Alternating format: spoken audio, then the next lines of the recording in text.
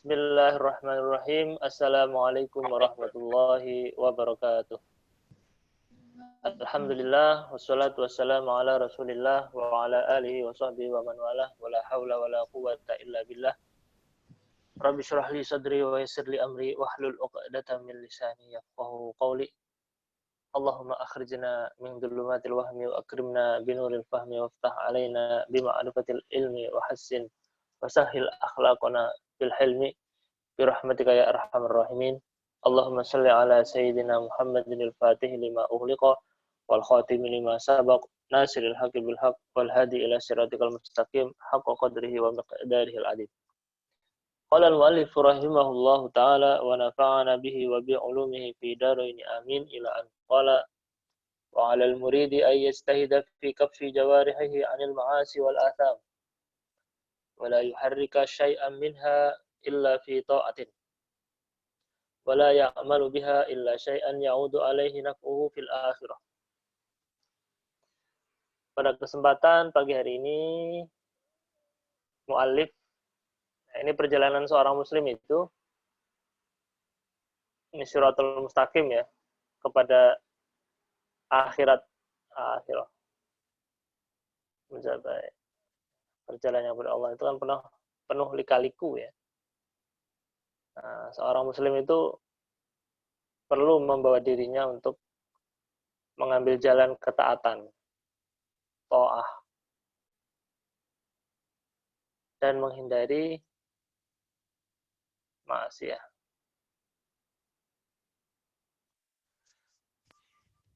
Nah, dua ini aja itu ya. Ya. Kategorinya dua ini, apakah perbuatan itu maksiat, taat atau maksiat. Apakah perbuatan itu Allah ridhoi atau tidak diridhoi. Karena pusatnya dia berpusat pada Allah ya. Bukan pada yang lain-lain. Nah, ini kan ciri-ciri divinity kan gitu ya. Ya, ciri-ciri ketakwaan lah. Kita punya istilah yang lebih canggih dan lebih presisi. Ciri-ciri ketakwaan. Adalah seorang murid, seorang salik bersungguh-sungguh dalam menjaga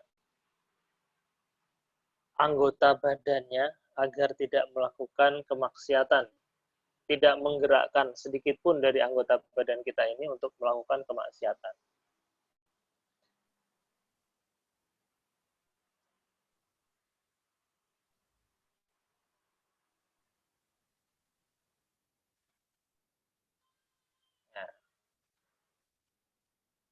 Manusia punya anggota badan.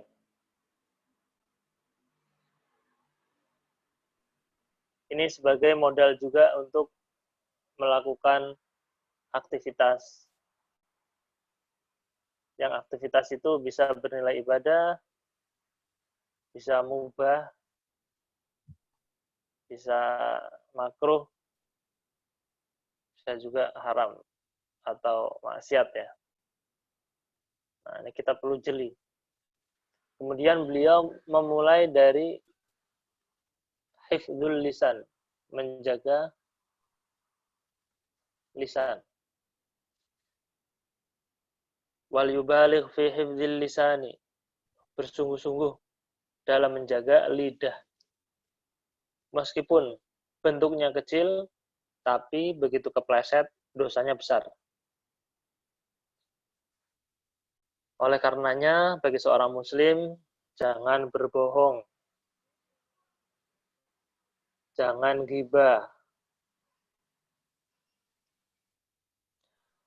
Dan semua dosa-dosa yang dilakukan oleh lisan, omongan. Hindari perkataan-perkataan yang keji, yang jorok, atau masuk atau berkecamuk dalam perdebatan yang tidak ada faedahnya. Wa illam yakun muharraman, meskipun itu bukan sesuatu yang haram. Kenapa? Karena terlalu banyak nimbrung pada tema-tema yang tidak membawa manfaat itu akan mengeraskan kolbu dan menghabiskan waktu. Maka seyogyanya seorang murid tidak menggerakkan lisannya kecuali hanya untuk tilawah, zikir, saling menasihati, amar ma'ruf nahi mungkar, atau terkait dengan hajat duniawi yang mana bisa untuk menyokong kegiatan amaliyah akhiratnya. Jadi seorang hamba ini berpusatnya hanya pada Allah saja.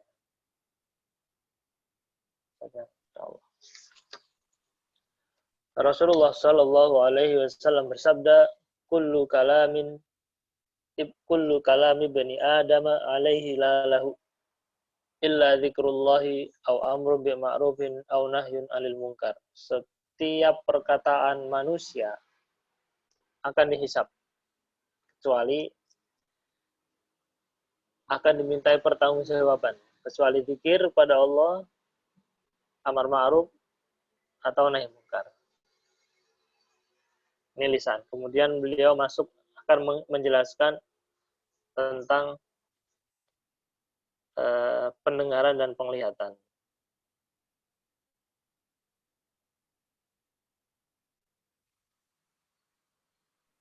Ya, kalau kita kontekskan dengan consciousness, ini adalah upaya-upaya kita agar tidak masuk ke dalam kesadaran kolektif force.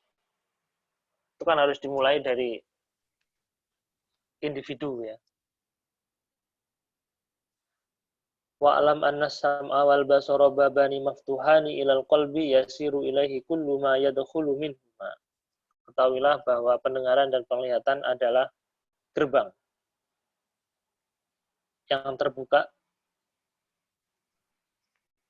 untuk masuk mengakses ke dalam qalbu. Dan semuanya akan masuk ke sana melalui dua pintu ini. Betapa banyak sesuatu yang didengar oleh manusia atau dilihatnya, yang mana itu adalah sesuatu yang tidak pantas untuk dimasukkan ke dalam qalbu ini. Karena apa? Karena begitu noda itu masuk ke dalam qalbu, itu akan sulit dibersihkannya. Kenapa demikian? Fa innal qalba sari'ut ta'atsuri. Karena sesungguhnya qalbu itu sangat cepat menerima atau merespon. Sangat cepat merespon, sangat cepat ya seperti air ya, begitu ditetes tes langsung cer gitu ya. Langsung bergelombang. Sangat mudah terpengaruh kolbu kita ini dengan apa-apa yang merasuk ke dalamnya. Kalau sudah terpengaruh oleh sesuatu, maka akan sulit untuk menghapusnya. Oleh karenanya, bagi seorang murid, bagi seorang salik, harus bersungguh-sungguh untuk menjaga pendengaran dan penglihatannya. Mujtahidan fi kaffi jami'i jawarihi anil asam wal fadul. Demikian juga untuk menjaga semua anggota badannya dari perbuatan dosa dan sesuatu yang berlebihan. Wal yahdhar minan nadhari bi ainil istihsan ila zaharatid dunya wa zinatiha. Fa inna dhahiraha fitnatun wa batinaha ibratun. Berjaga-jagalah dari melihat sesuatu, melihat ke dalam kehidupan dunia ini dengan pandangan yang positif. Istihsan itu tanpa curiga. Terutama terkait dengan gemerlapnya kehidupan dunia. Karena yang tampak itu adalah cobaan, dan yang batin itu juga ada ibroh di sana. Ada pesan di sana. Ada fisika, Pasti di baliknya ada metafisikanya. Nah, kalau bahasanya konstitusionalis itu internal ini akan determinan terhadap eksternal. Wal ainu tanduru ila dhahiri fitnatiha wal qalbu yanduru ila batini ibratiha. Wa kam min muridin nadhara ila syai'in min zakharifid dunya famala bi qalbihi ila mahabbatiha wasa'i fi jam'iha wa amaratiha. Betapa banyak seorang murid, seorang salik, seorang pembelajar consciousness, seorang pembelajar spiritual gitu ya. Yang begitu dia tergoda oleh gemerlapnya kehidupan dunia, kemudian hatinya condong ke sana, bahkan mencintainya, bahkan berusaha untuk mendapatkannya, dan bermegah-megahan terhadapnya. Maka seyogyanya, yambaghi laka ayyuhal murid an taghudda basaraka an jami'il kainat wa la tandura ila syai'in minha illa ala qasdil i'tibar. Dan janganlah kita melihat kepada kesemua gemerlapnya dunia ini kecuali hanya kita aktifkan juga mata hati kita agar kita bisa memetik hikmah ibroh dari apa yang kita lihat itu. Maknanya, an tadhkura indan nadhari ilaiha annaha tafna wa tadhhabu wa annaha qad kanat min qablu ma'dumah wa annahu kam nadhara ilaiha ahadun minal adamiyyin fadhahaba wa baqiyat hiya wa kam tawarathaha khalafun an salaf. Di antara ibroh yang bisa kita mainkan di sini, yang bisa kita tanamkan dalam benak kita adalah bahwa kehidupan dunia ini bakal lenyap, bakal pergi. Dan kalau kita perhatikan, sejatinya kan tidak ada mulanya. Yang ada hanya Allah Subhanahu wa ta'ala. Begitu kita perhatikan kehidupan dunia ini, toh nanti pada akhirnya akan dipergilirkan. Apa yang kita pakai saat ini, apa yang kita nikmati saat ini, apa yang kita dapat, apa yang kita capai saat ini, semuanya pun akan berganti, bergilir. Maka jangan sampai ada kemelekatan. Begitu kemelekatan masuk ke dimensi 3, dan kalau sudah sampai sana ya sulit untuk diangkat ya. Wa idza nadarta ilal mawjudati fandur ilaiha nadharal mustadil li biha ala kamali qudrati mujiddiha wa bari'iha subhanahu. Beliau memberikan nasihat, setiap kali kita melihat alam ini, pastikan kita juga bisa terkoneksi kepada siapa sang pencipta semuanya ini. Fa inna jami'al mawjudat tunadi bilisani haliha nidaan yasma'uhu ahlul qulubil munawwarah an-nadhiruna binurillahi alla ilaha illallah al-azizul hakim. Semua yang mawjud, semua realitas yang kita dapatkan ini, semuanya dengan bahasa kondisinya itu berzikir, membaca la ilaha illallah, Allah yang maha perkasa dan maha hakim. Ya, mungkin sampai di sini bab yang membahas tentang bagaimana kita harus menjaga semua perilaku kita ini agar tidak melakukan kemaksiatan ya. Mungkin teman-teman ada masukan, kita boleh diskusi bareng ya 15 menit atau 10 sampai 15 menit lah. Oke, silakan teman-teman, ada yang mau menambahkan, bertanya atau misalnya.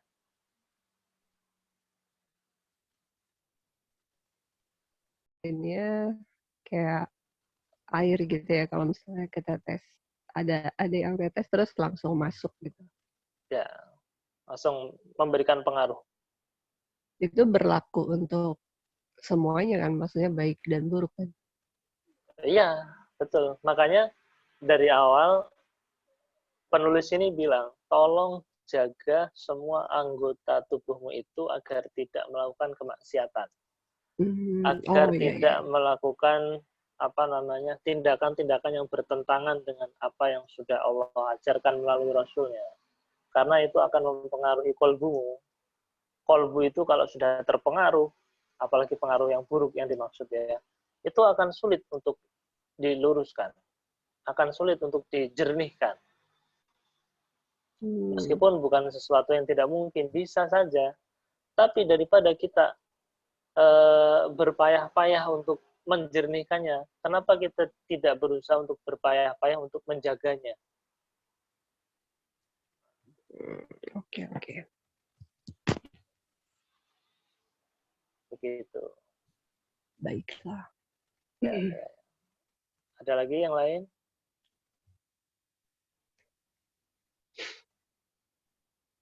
Kalau nggak ada, mungkin saya mau sedikit bahas dari kita kontekskan dengan consciousness ya. Oke oke. Teman-teman di sini ada yang bukan alumni PCA ya. Mudah-mudahan nanti bisa nyambung karena perlu ada sedikit pendahuluan lah ya. Biar antara tema satu dengan tema yang dua itu mengerti sambungannya guys. Kita hari ini ngomongin bagaimana menjaga tingkah laku kita keseharian agar tidak melakukan suatu kemaksiatan. Ini manusia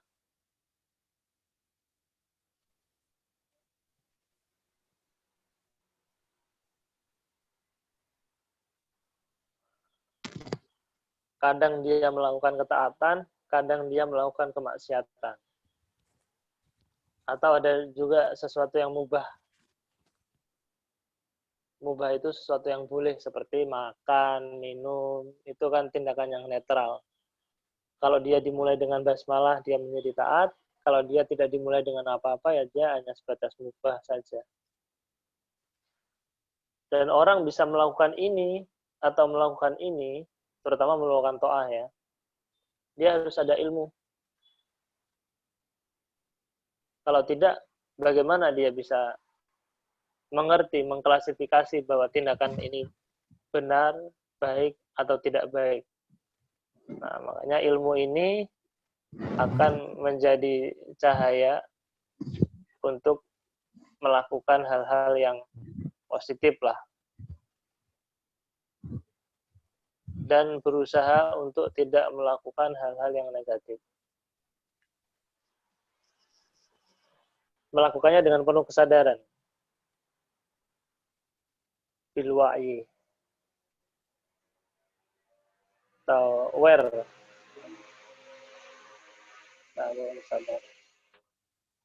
Dan menariknya apa? Sedari awal ini sudah terkoneksi langsung dengan definitif.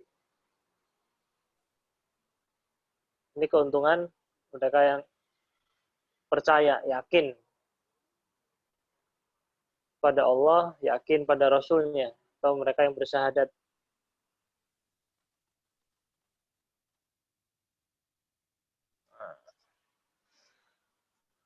Makanya ketika sudah menginternalisasi ini, Islam, iman, dan ihsannya sudah tertanam, maka insya Allah kehidupannya baik di sini maupun di sini, itu semuanya baik. Dimanapun dia beredar, dia berada dalam konteks ibadah.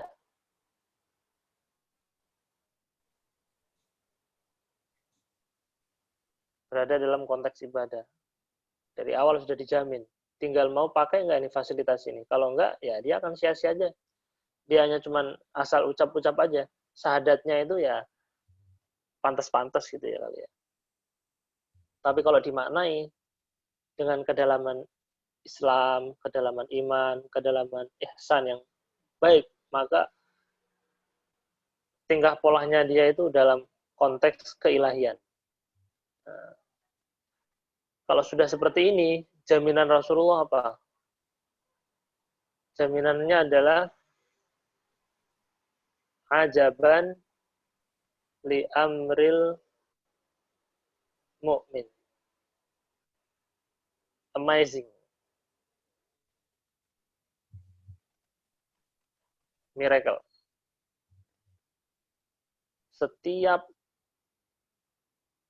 Setiap aktivitasnya hamba yang beriman ini. Di mana tingkat keajaibannya? Kalau dia mendapatkan anugerah, dia bersyukur. Kalau dia mendapatkan cobaan musibah, dia bersabar. Wa fi kulli khair. Dan semuanya ini khair gitu loh. Baik. Tidak ada lagi yang namanya posisionalitas. Tidak ada lagi dikotomi baik buruk. Oh, sekarang baik semua kok. Ajaban. Kalau dapat anugerah bersyukur, kalau dapat musibah bersabar. Makanya musibah atau masalah dalam pandangan orang yang beriman itu sesuatu yang mendorong dia untuk bisa terkoneksi lagi dengan Allah Subhanahu wa taala. Itu adalah panggilan keterhubungan. Bukan panggilan keterpisahan ya.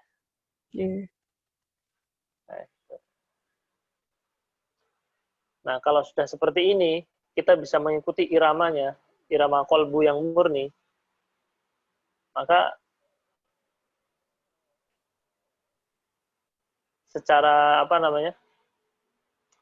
secara keseharian itu paling enggak kita ada di dimensi 8 loh. Kita menjadi salurannya. Kita menjadi kehendaknya. Spiritualitas kita hidup.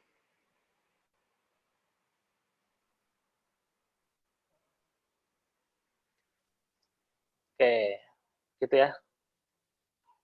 Iya.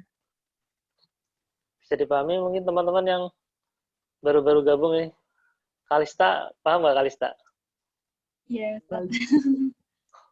Menyimak. Mau tanya, Ustaz. Iya, boleh. Soalnya kan tadi sampaikan kita harus menjaga dari semua yang ada ya, lingkungan.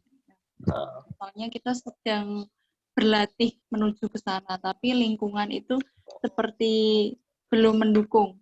Kok kamu gini sih? Kok kamu gini ya? Nah, itu gimana, Ustaz? Oke, kita ngomongin lingkungan ya. Ya. Oke.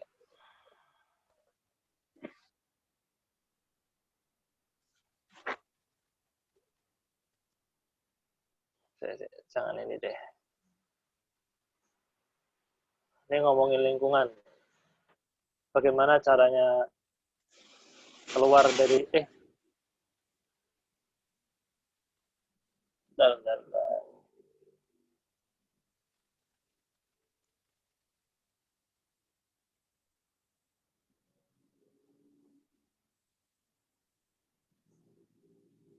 Ini bisa kelihatan ya? Bisa. Iya, bisa. Tahu maksudnya ini nggak?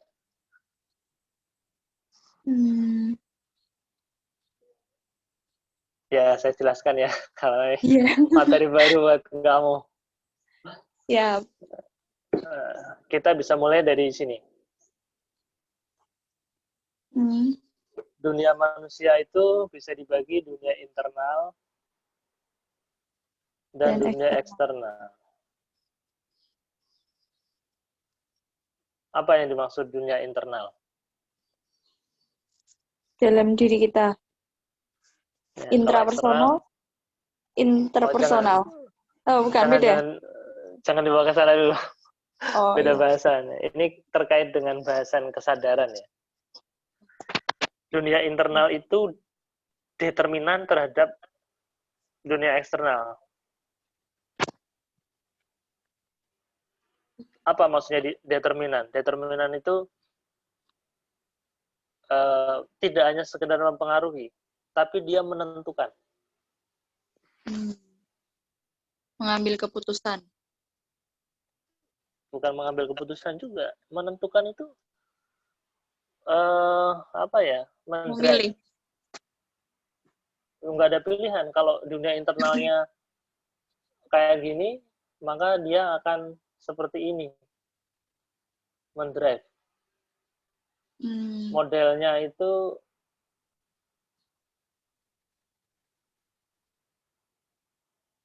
kausalitasnya non-linear. Nanti ini ada kuliah sendiri deh. Selesaikan. Iya, baik. Maksud apa ya? Nanti sambil cerna-cerna. Dunia internal dan dunia eksternal. Pembahasan kita apapun itu yang tampak di luar ini, bisa kita potret dari dunia internal, bisa juga kita potret dari dunia eksternal. Terkait di lingkungan itu, maksudnya lingkunganmu nggak mendukung ya. Padahal kalau kita ngomongin kesadaran, kita ngomongin jiwa, itu domainnya ada di sini. Domainnya ada di sini. Terserah orang lain mau bilang gimana-gimana, kita punya kelenturan, kita punya kemudahan untuk beradaptasi. Kayak gitu. Selagi dia tidak menabrak prinsip-prinsip ya. Seperti contohnya misalnya ketika itu Rasulullah dinego. Ya Muhammad, kalau kamu menuruti apapun yang kami mau, kamu mau apa aja saya turutilah. Mau apa? Ini biar tidak terjadi konflik, kita giliran. Hari ini aku ibadah menurut caramu, besok kamu ibadah menurut caraku, misalnya gitu ya. Saya rela, kami sepakat. Kamu mau wanita, kamu mau harta, kamu mau kekuasaan, akan kami kirim. Tapi itu tidak menyelesaikan masalah. Karena dunia eksternal itu determinan dari dunia eksternal ini kan determinan dari dunia ini kok. Jadi yang Rasulullah dakwahkan itu bagaimana internalnya manusia ini terbebaskan dari belenggu-belenggu syirik, dari belenggu-belenggu menyekutukan dari yang selain Allah. Dan itu impaknya akan sangat dahsyat. Makanya orang Arab, orang Quraisy ketika itu begitu diminta syahadat, dia mengerti konsekuensinya.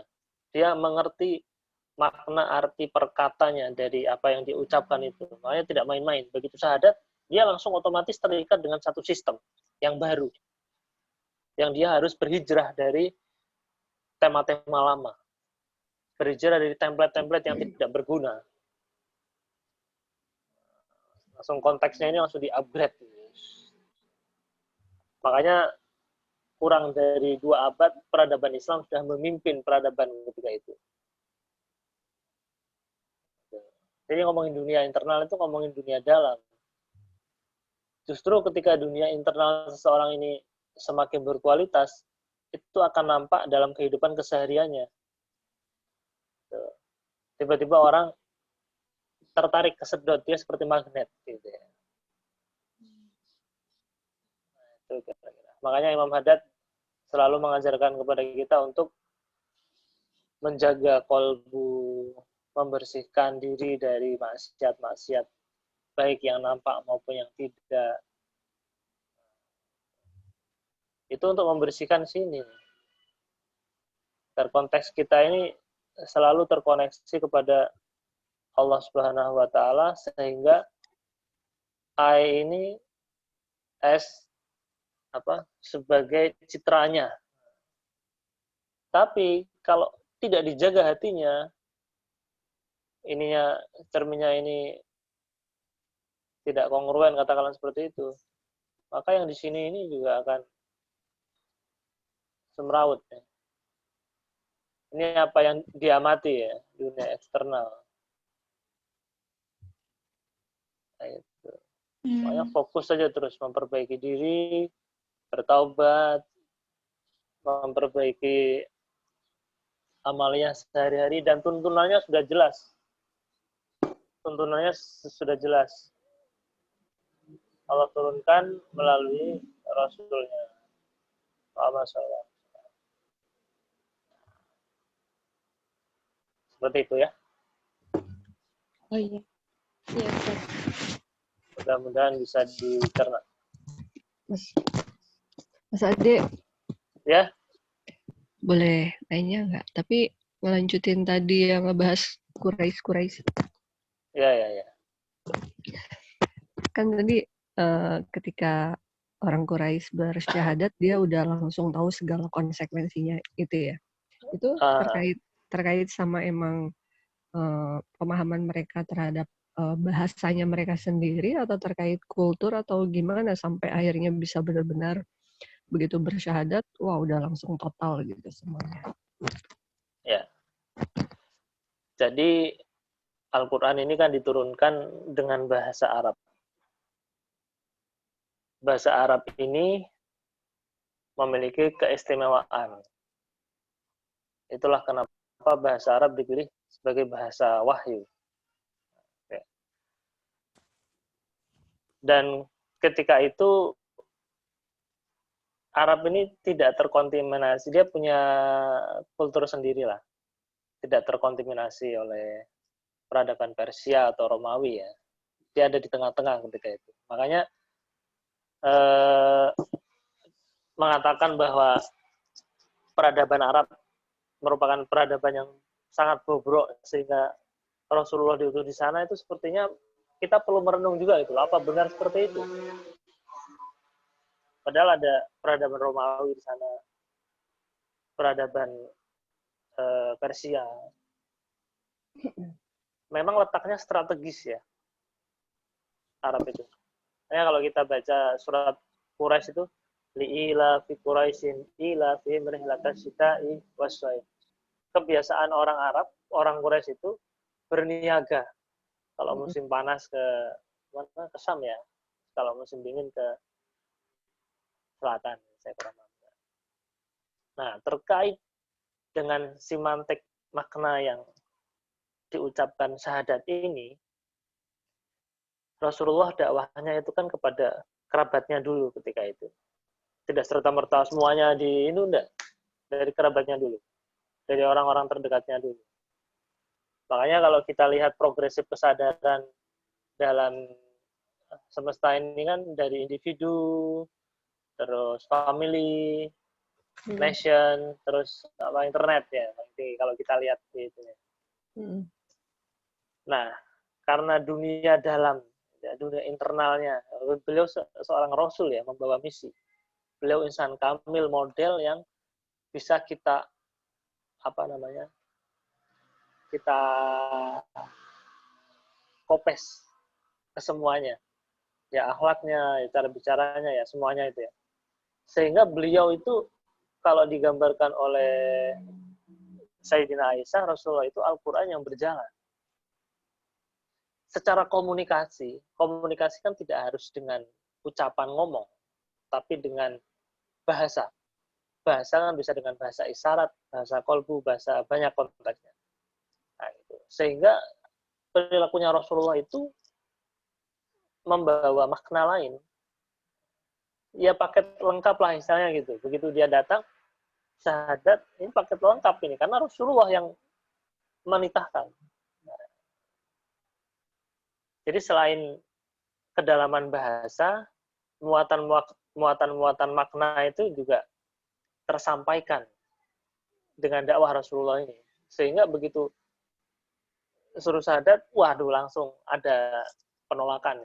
Bagian tidak siap. Bagian tidak siap. Bagian siap, oh ala salah.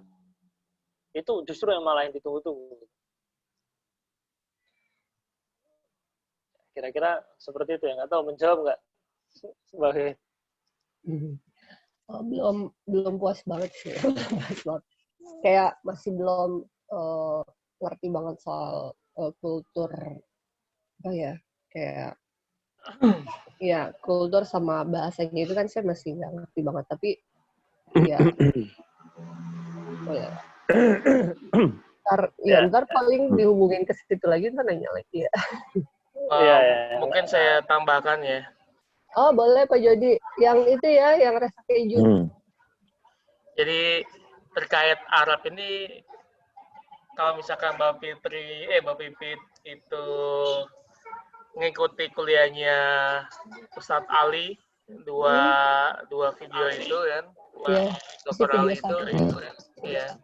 Artinya memang kita sebagai umat Islam itu seyogyanya mempelajari bahasa Arab, mengkaji belajar bahasa Arab sebagai bahasa ibu,